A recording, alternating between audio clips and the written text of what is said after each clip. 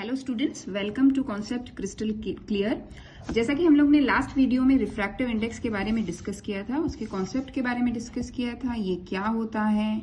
और क्योंकि ये रिफ्रैक्टिव इंडेक्स रिफ्रैक्शन से निकला है तो हम लोग ने रिफ्रैक्शन को भी थोड़ा बहुत पढ़ा था, क्योंकि हम जानते हैं कि लाइट एक से सेम मीडियम से दूसरे मीडियम में जाती है, मतलब मीडियम अगर चेंज होता है तो रिफ्रैक्शन होता है, और उस रिफ्रैक्शन किस एक्सटेंड तक हुआ है उसी को मेजर करने के लिए हम लोग रिफ्रैक्टिव इंडेक्स पैरामीटर का यूज करते हैं।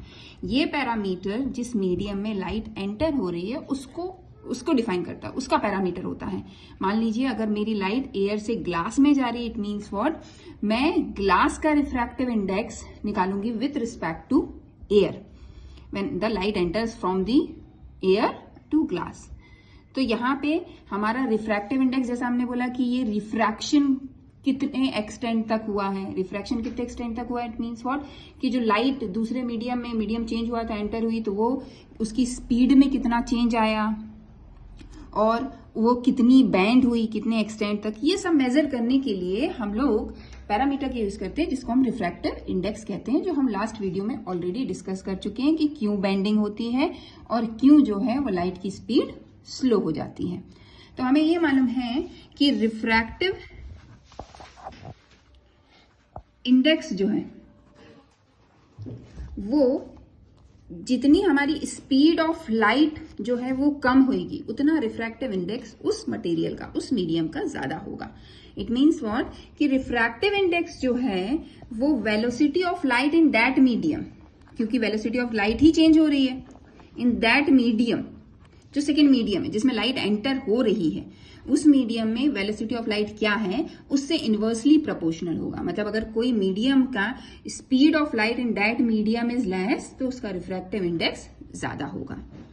तो इससे हमें ये पता चला कि इनवर्सली प्रोपोर्शनल है। अब ये हमको कंपैरेटिवली नापना पड़ता है, मतलब कैसी थी स्पीड और कैसी हो गई। तो जैसे कि हमने इसके लिए एक रेफरेंस वैल्यू बोल सकते हैं, हमने एक एब्सोल्यूट वैल्यू जो है वो सेट कर ली है for the speed of light.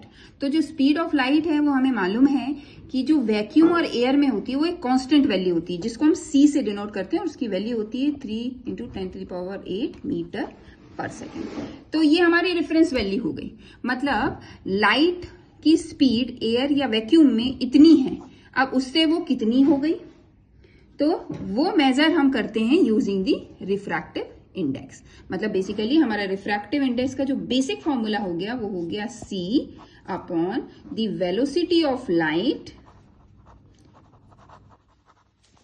In other medium, जिस मीडियम में लाइट एंटर हो रही है।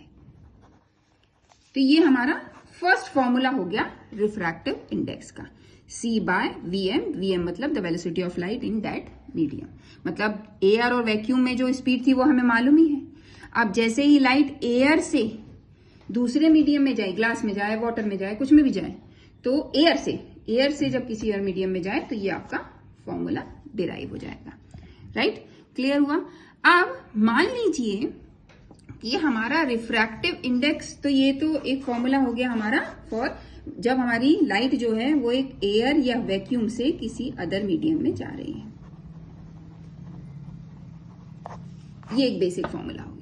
इसी से रिलेटेड जब हमने लॉ ऑफ रिफ्रैक्शन पढ़ा था तो एक और फॉर्मूला पढ़ा था जो डिफाइन करता है कि अगर हम लोग, हमारा पेयर ऑफ मीडियम अगर सेम है, पेयर ऑफ मीडियम सेम है मतलब अगर हम हमेशा एयर से ग्लास में ही जा रहे हैं, एयर से ग्लास में ही जा रहे हैं, एयर से ग्लास में, ग्लास से एयर में नहीं, हमेशा एयर से ग्लास में ही जा रहे हैं, और अगर हमारा एंगल ऑफ इंसिडेंट, मान लीजिए जैसे मैंने यहाँ पे 3 केसेस ले लिए, यहाँ पे मेरा एंगल ऑफ इंसिडेंट ये है, यहाँ पे मेरा एंगल ऑफ इंसिडेंट ये है, यहाँ पे मेरा एंगल ऑफ इंसिडेंट ये है।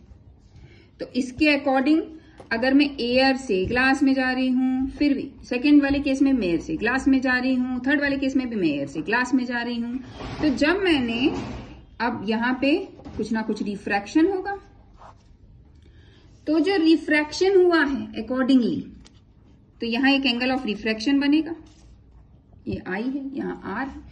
तो मैंने ये देखा कि इन सब केसेस में अगर of angle of incident change भी हो रहा है और उसके अकॉर्डिंगली एंगल ऑफ रिफ्रैक्शन भी चेंज हो रहा है, लेकिन जो रेशो है sine I upon sine R का वो कांस्टेंट है।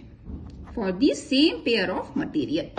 सेम पेयर ऑफ मटेरियल मतलब इस कंडीशन ये है कि एयर से हम ग्लास में ही जाना चाहिए, या अगर ग्लास से एयर में ही जाना, मतलब पेयर ऑफ मीडियम चेंज नहीं होना चाहिए, पेयर ऑफ मीडियम वही रहना चाहिए।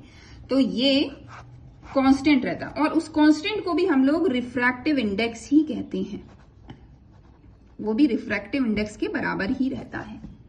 तो इट मीन्स व्हाट, ये आपका एक और फॉर्मूला हो गया फॉर द रिफ्रैक्टिव इंडेक्स। तो इस फॉर्मूले को हम लोग स्नेल्स लॉ के रूप में भी पढ़ते हैं, लेकिन स्नेल्स लॉ के लिए सबसे इंपॉर्टेंट कंडीशन क्या है, the pair of medium should be same.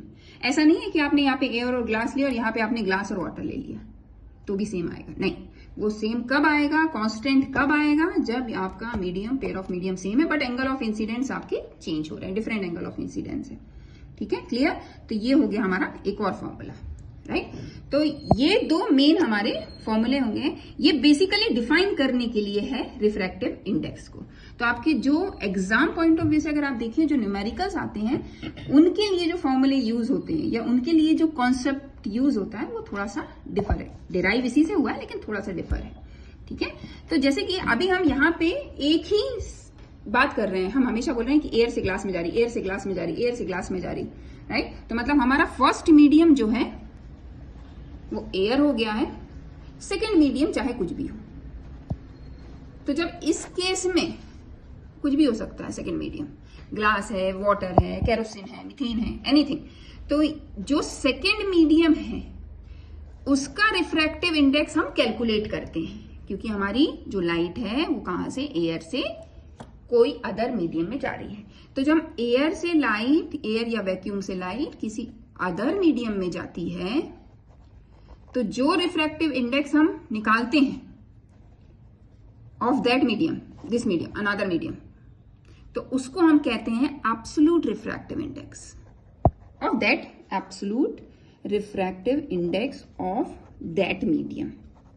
Clear हुआ कि मतलब अगर मेरी लाइट रे एयर या वैक्यूम से किसी और मीडियम में जा रही है, कोई सा भी मीडियम हो, तो मैं कहूंगी कि जो refractive index of that medium हम लोग निकालेंगे और उसको हम कहेंगे एब्सोल्यूट रिफ्रैक्टिव इंडेक्स। तो इसका फॉर्मूला क्या होता है, इसका नोटेशन होता है, जैसे कि मैंने रिफ्रैक्टिव इंडेक्स मान लीजिए ग्लास में जा रहा है, तो refractive index of glass with respect to air is equals to what, velocity of light in the air और वैक्यूम और velocity of light in the glass.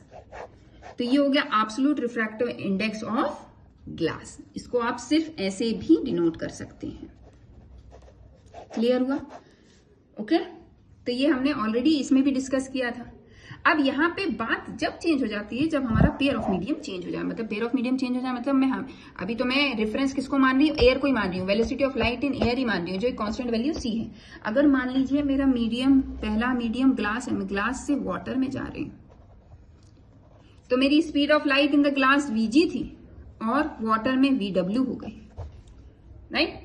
तो अब इस केस में आप refractive index of the material with respect to, अब यहाँ पे विथ रिस्पेक्ट टू बहुत इंपॉर्टेंट हो जाता है। अब यहाँ पे विथ रिस्पेक्ट टू कौन था, एयर और वैक्यूम था, तो ये हमारा बेसिक फॉर्मूला था एब्सोल्यूट रिफ्रैक्टिव इंडेक्स के लिए।